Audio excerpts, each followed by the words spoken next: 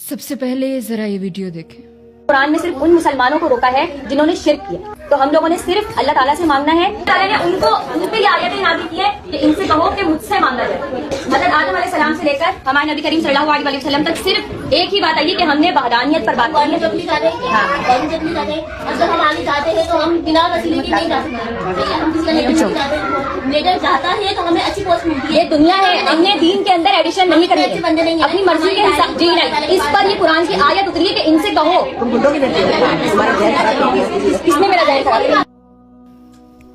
اس video میں آپ نے دیکھا کہ عورتوں کی محفل میں ایک بہن نے اعتراض کیا کہ آپ شیخ عبد القادر سے کیوں مانگ رہی ہیں، تو انہوں نے بالکل آگے سے ایک ان لاجیکل سٹیٹمنٹ دے دی کہ جی دیکھیں، جب آپ نے کسی دنیاوی حکمران سے ملنا ہوتا ہے تو آپ کو کئی لوگوں سے ہو کر اس تک جانا پڑتا ہے، آپ اللہ کی ذات کو کسی دنیاوی حکمران سے ملا رہے ہیں۔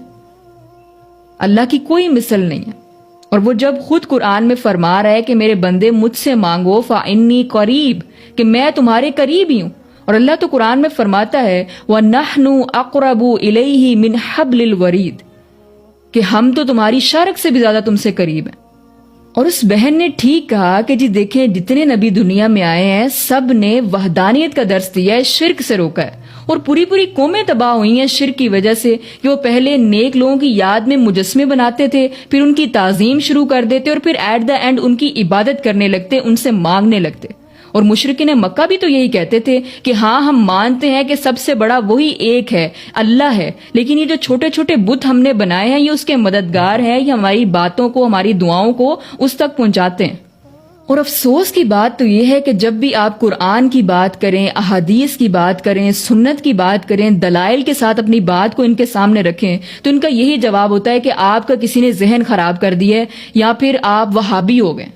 میں نے خود جب اپنے اسٹوڈنٹس کو شرک کے بارے میں بتایا اور انہوں نے آگے لوگوں کو بتایا تو لوگوں کا یہی جواب ہوتا تھا کہ آپ کی ٹیچر تو وہابی ہو گئی ہیں۔ And at that time I was like یار یہ وہابی کیا ہوتا ہے؟ سو آنٹی سے ڈیل کرنا واقعی مشکل کام ہے، خاص طور پر جب ایک انسان پہلے سے ٹھان چکا ہو، مان چکا ہو کہ میں نے اس کی بات نہیں ماننی۔ لیکن ہم بھی ڈیٹ ہیں، ہم بھی آپ کو بتاتے رہیں گے۔ سو شرک سے بچیں، سب سے بڑا گناہ شرک ہے۔ سو کوشش کریں کہ ان چھوٹی چھوٹی بدعات سے اور شرک سے خود کو محفوظ رکھیں۔